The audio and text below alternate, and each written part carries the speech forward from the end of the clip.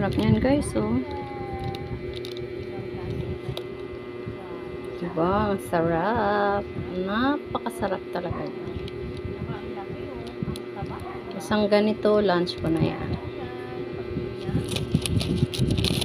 Tapos, mamaya magkakape ako at around 2 a.m. ay 2 p.m.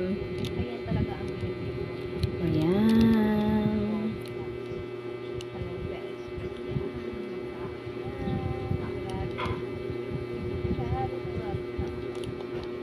Let's eat. Thanks for watching.